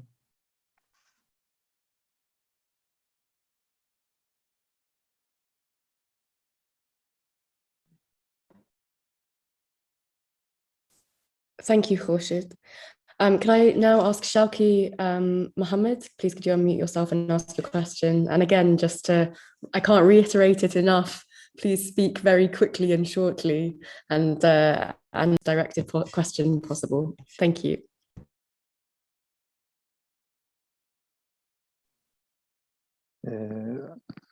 مساء الخير للجميع. تسمعونني؟ ايه، واضح الصوت. فقط أريد أن أقول أن بعد كل هذه السنوات من الدعم والمنح التي تقدم سواء من الاتحاد الأوروبي أو من المجتمع الدولي بشكل عام، أعداد الفقراء في سوريا تتزايد، وفي مناطق شمال شرق سوريا أيضا تتزايد بشكل مباشر. إذن أين تذهب هذه المنح وأين يتم توظيف هذه الأموال؟ أعتقد أن المشكلة أنها معظم هذه المنح تركز على المسائل الإغاثية وتتجنب أو تبتعد عن المسائل التنموية الاستراتيجية التي من خلالها لابد من تحديد الفرص والإمكانات المتوافرة وتقييم الواقع الاقتصادي من حيث المؤشرات الاقتصادية والتنموية لحشد كل الموارد الاقتصادية وتسخيرها لتعزيز مستويات النمو المضطرد في المنطقة والقضاء، وحتى إلى حد ما ليس القضاء وإنما محاربة الفقر المدقع الذي يحدث في سوريا وفي المنطقة بشكل مباشر. السؤال هو التالي: هل يمتلك الاتحاد الأوروبي أو لماذا لا يمتلك الاتحاد الأوروبي مراكز أو منظمات بحثية على الأرض تقدم لها المؤشرات الاقتصادية اللازمة لتبني الخطط الاقتصادية التي على أساسها يمكن تحديد تقديم المنح وربطها بالمشاريع المقترحة على الأرض؟ هذا سؤال. السؤال الآخر هو المشاريع التنموية، لماذا لا يتم التركيز على المشاريع التنموية التي تحقق مستقبلا الربط الحقيقي لعمليات رفع المستوى المعيشي للأفراد وللسكان في المناطق المختلفة، سواء في مناطق شمال شرق سوريا أو في المناطق الأخرى في سوريا بشكل مباشر، كمسائل الكهرباء مثلا. لماذا لا تهتم منح الاتحاد الأوروبي بمشاريع إقامة محطات توليد الكهرباء؟ لماذا لا تهتم بمشاريع مثلا حصاد المياه؟ لماذا لا تهتم بمشاريع تأمين المياه؟ لأن كل هذه الأمور مرتبطة بدرجة عالية بمستويات الاستقرار، لأنها تحقق الاستقرار مستقبلا للمنطقة. وشكرا.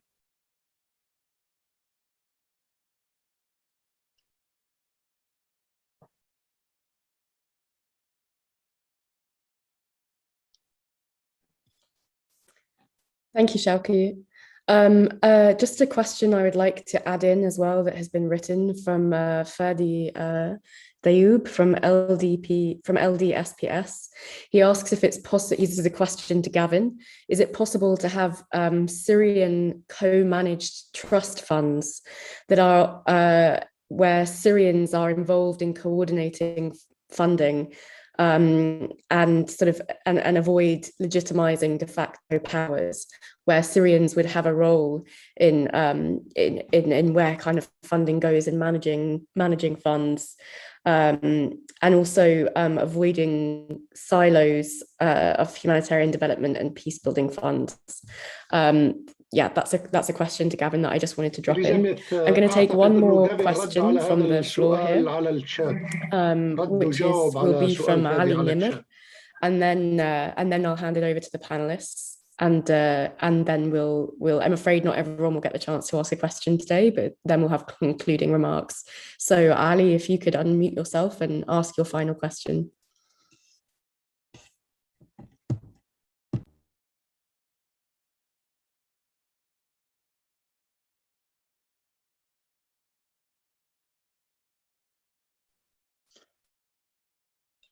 نعم، معك مروان علي حسن خوجة، المدير التنفيذي لمنظمة العهد. طبعا أنا أشكر جميع المديرين للاجتماع، اجتماع جيد وممتاز جدا، و يعني لا أريد أن أزيد كثير من التحديات والتوصيات، فقط أولو هذا المهمة أستاذ راشد والآنسة نشتمان. لكن السؤال هو في مخيلة جميع السوريين أو معظم السوريين، هل الحرب الروسية الأوكرانية هو أحد أسباب انخفاض الدعم عن المجتمع السوري؟ بالإضافة إلى سؤال آخر، عدم الاعتراف بالإدارة الذاتية في شمال شرق سوريا أدى إلى انخفاض الدعم عن المجتمع السوري، ولماذا لا يتم دعم المنظمات المحلية بشكل مباشر وبشكل أقوى أكثر؟ ولماذا استبدل الدعم في سبل العيش والأمن الغذائي بدعم بحوارات مجتمعية وتماسك مجتمعي، علما أن المجتمع السوري بحاجة لمعظم أنواع الدعم في سوريا، ومن أولويات الدعم هي الأمن الغذائي وسبل العيش في المنطقة، بالإضافة إلى التماسك المجتمعي وبناء السلام. وشكرا لك سيدتي.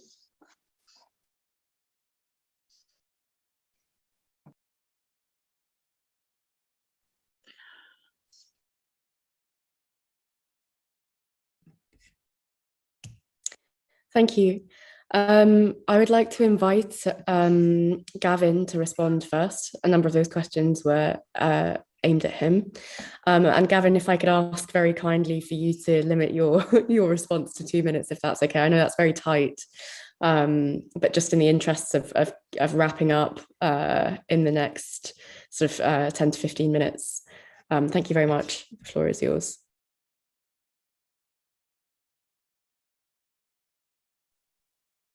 Thank you, Elizabeth. Well, there were a number of questions, weren't there? Can we support the autonomous administration in its extraction of oil? No. I'll be very quick on that. I'm afraid we won't be doing that. can we build power stations, and can we work on water supply and distribution? Well, and this is perhaps related to the question of whether funding will go down as a result of the Ukraine crisis. I think that funding for Syria will, in the medium term, go down, yes. And bear in mind that not counting emergency assistance, you know, we have perhaps 70 or 80 million euro a year for Syria. And we cannot work miracles with that amount of money, and we can't build power stations. I mean, we've been doing some work on irrigation in northeast Syria in various areas, but we're, you know, with the best will in the world, we cannot overhaul the water sector or the power sector. We have to be realistic and focused in what we do. You know, and here I'm a little bit disappointed because, you know, at the moment the European Union is providing humanitarian assistance according to needs. Is providing some stabilization assistance, perhaps 20 or 30 million euro a year, and we're providing some support to the agricultural sector through livelihoods and resilience. But, you know, it's not, as I said, it's not very focused. We tend to work in silos, even within the EU, and it's time that we brought this together and we worked such that not just our assistance, but the assistance of all the donors together had more of an impact and was better coordinated and was supportive of the people of northeast Syria in strategic fashion with longer term goals in mind. And I think this is what we have to start working towards as from this conference, as from this position that we find ourselves in on the Syria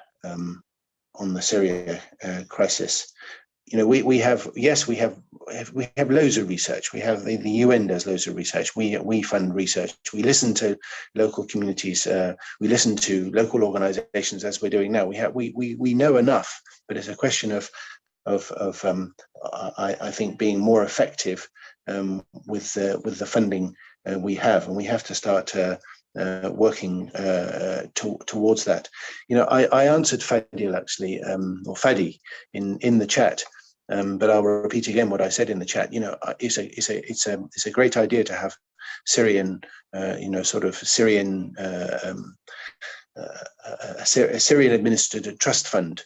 We're a long way from that. It would take ages to set something up like that. But these are the sorts of ideas we need to be working on. We need to become more pragmatic, more practical, more forward thinking, and stop working, you know, in our little corners on, you know, a bit of humanitarian assistance here, a bit of a stabilization there. No, we need to move forward in a more effective fashion from now on. And thank you for reminding us of that need again, Trude. And thank you, Elizabeth. Thank you, Gavin. Rashid, would you have any comments you would like to add to what has already been said?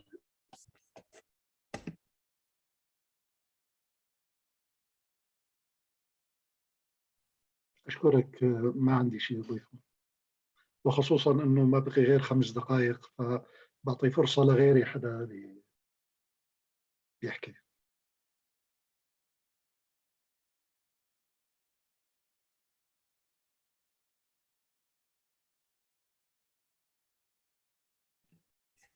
Thank you, Rashid. Nashtiman, would you like to come in? يعطيكي. شو جبر أمبيجن راستياغو هفاليما كيفن وترودا قلت إنه أمبيجن أف دولتي ناشغلنا أمبيجن برنجكي ديريكت بريفابري. أبناجي قلتي خواني بكاري مرة وأنا إيه سر كارنا كان سر موضوعي أمبيجن أويل سر إنرجي وإيه كارنا كان جي سر موضوعي آفي جبرجو بدولة تركيا وغردايا أمبيجن أميتشلو بيش كتني دخن إيكونومي دا وجا من إنرجيتنا وجا من آفيتنا شنا أمبيجن تشتيواني دي إيه بديل يعني جو في بروبليما جو جمع مظن هي جو تشي بكن كارناك الريفبريه قلكي هندك كار دكن بشالكيه اي امبيجن منظمات اي منطقيه محلي مشكله نفطي حلنابه مشكله ابي حلنابه اي تشلو اي خلق بيشكتنا في ولاتي اي بكن امي دي سافغرن امبيجن نقطه ابشي قوم جدر كتن از بيجي من نجو از محبطة موجو كيفن بيجي بس أنا ولو براغماتيا أنا أديش أمي بشتغل كانت شنا حلولة إيه بديل جيفان دولته إيجو أم بيجي خبرة جماهنا الدولة دي كاركرن دش بي دولة بي جيهاني شكرن أم دخازن جوانا جي حلونا بدم سباس.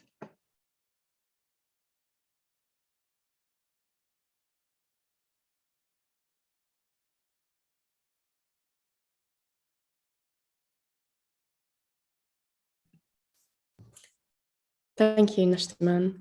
Truda, would you like to add some thoughts here? Yes, thank you. It's always a bit difficult to be at the end, but maybe adding a bit to just reminding everyone that we, with the money that we are spending, should make sure to build local capacity and ensure representation. And I think whether we are talking about a trust fund or other consultative mechanisms, that we need to have mechanisms in place to consult the people it concerns in regard to the overall priorities and policies. And we need to find ways to build capacity, not only on the practical level, but also on the policy level, to be able to address these very critical situation, which is in the Northeast and also in the rest of Syria. But now we are talking about Northeast. I'm very happy that it's talking about the need to work together and to have more coordination in place, and also to be more pragmatic and practical in how you ensure that. And finally, we did not at all touch upon the financial institutions de-risking policies, and that's often because people don't really know very much about it. But I just want to remind everyone, and particularly the EU, that is actually also at the core when it comes to transferring resources to Syria. If the current situation is further deteriorating, it can be very, very critical. And that goes for all Syria, both the Northeast and the West. So thank you from my side. Thank you so much, Truda. Also, I just want to add that I'm very sorry to all the people who still had questions. The time for this session was, of course, limited. It's such a huge topic. There was so much we could have said, so much we could have talked about. So apologies if you weren't able to add your question in the end. I think in the interest of time, perhaps what we can do is overrun just by a few minutes and just allow each panelist to give less than a minute of their closing remark. So a closing remark referring to, referring to the purpose of this session, which was to feed into the Brussels conference next week. So what is it that you want to take away from this dialogue, that you want to be involved, the key sort of one or two ideas you want to go forward to those sessions and those discussions, if you could. I know Gavin already gave his insights into how this works alongside what's happening next week. Just 30 seconds to a minute. I'll invite Gavin just to go first, and then what I'll do is hand over to the final kind of conclusion and thank you and goodbye, which will be done by Iyad, who is the CEO of Mare, one of the organizations which helps to organize this session. So Gavin, I give it to you for 30 seconds to a minute, if you can manage to narrow it down to that time. Thank you very much. No, I won't take any time, Elizabeth, at all. I prefer to hear the recommendations from the other panelists for our work going forward. Thank you. Great. Neshtaman, over to you. Yeah, thank you. يكج امبيجن ازي دس بكم يكج نقطة قلتي زبينم بيتر مهم نجو أبكرنا إيكونومي منطقة ده امبيجن سيستما ريفابري تبي سيستما ريفابري بحمة أواكي بجهرتني جو تبي بيت سيستم ده بأبكرنا عندما جو تتكربكن ابنا قلكي امبيجن حاجته وبنجها كجبو إيكونومي عدد دوا ديسا حاضر كرنا جني دحمو واردا دستاندنا برياردا نا كار كرناوا كهجمار أساسيا جو أنشلو إيكونوميكا كيتشبكن بيتر فرميبه بيتر بريغو درباس ببن كرينا مادات بميني دي نفسها منطقة دا درنكبي بيتر أنبيجن برا ورن زيفراندن دي نفسها منطقة دا جو هرتني شبكي أف سيستما هانيت بيمتخن بالا خدا تشلو مع بابكن وجما أنبيجن سيستما بنغاتن يدبردا وسيستما بنغاتن بي بس شنو سيستمي بديل إيجو أمكارم جي في دبكن وتجربة أنبيجن دولتي أفريقي أمكارن جي في دبكن إيجو أنبيجن ناف دولتي جو خبرة وناتتها عداوي أنبيجن زانيبونا بمافيا مروفانا نام ملدا وزيدا بيجو والنيزيكي هفدو بن وزاني بن تشلو أباكرن شبي سباس.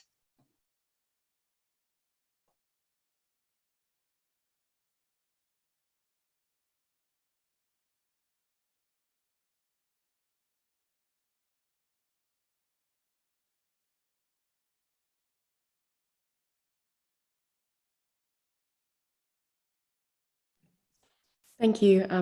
Rashid, please share your thoughts.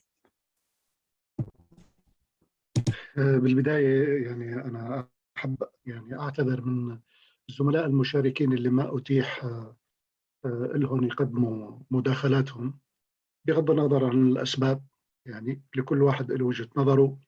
النقطة الأساسية اللي حاب ركز عليها بالختام هو على المجتمع الدولي أنه يفكر بطريقة مختلفة فيما يتعلق بآلية بناء السياسات وتصميم برامج الدعم للسوريين، ويأخذ بعين الاعتبار أنه يفترض السوريين باعتبار هن المعنيين بهذه البرامج أن يكونوا شركاء حقيقيين ونديين للمجتمع الدولي بعملية تصميم وبناء برامج الدعم، وليس مجرد أشخاص يعني بيحكوا بالمناسبات وقد تؤخذ بعض التفاصيل أو لا تؤخذ بعين الاعتبار. يفترض أن نكون شركاء فعليين بعملية بناء وتصميم برامج وآليات الدعم للسوريين. وشكرا.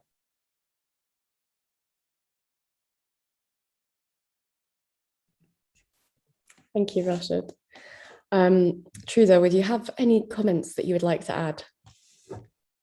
I think I more or less said what I needed to say last time. So, and I just very much want to echo Rashid, make Syrians true partners and think long-term, integrated, be more pragmatic, more practical, more coordinated. I think that would be the final from my side. Thank you so much. And thank you so much to each of our panelists today for sparing their time to prepare and to participate in this session. That's Gavin Evans, Truda Felch, Rashid Asatouf, Nishtaman Khalaf. And thank you to our two interpreters as well, who have kept us all being understood in all the different countries that we are. Shiar and Ava, I know you can't be seen on screen, but it's through your hard work over the last 2 hours that we've all been listening to each other. So thank you for that. And thank you to the organisers as well. I'm just going to hand over now to Iyad Akharaba. Sorry for my poor pronunciation of names, who is the CEO of Mare organisation, who is going to close this session with his thoughts and also say farewell.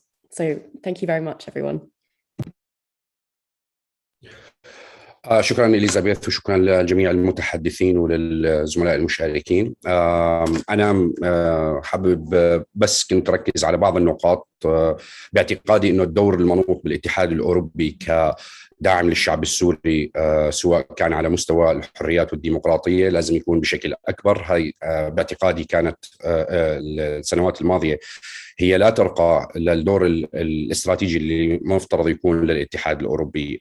لازم ما نكتفي فقط بأنه والله الحديث عن أنه والله ما في علاقات مع الإدارة الذاتية ربما تبنى أو غيره، ولكن في حلول بديلة أعتقد أنها تكون أكثر نجاعة، لأن المنطقة ما أنها مهمشة بشكل آني أو وليد اللحظة، هي مهمشة من زمان. ولا ننسى أن أيضا المنطقة هي بشكل أو بآخر حدت من الهجرة اللي مرتبطة أيضا بالإرهاب والتطرف، ولولا الجهود المبذولة من الأهالي والسكان وكل الناس اللي موجودة بالمنطقة كان ممكن يكون الوضع أسوأ.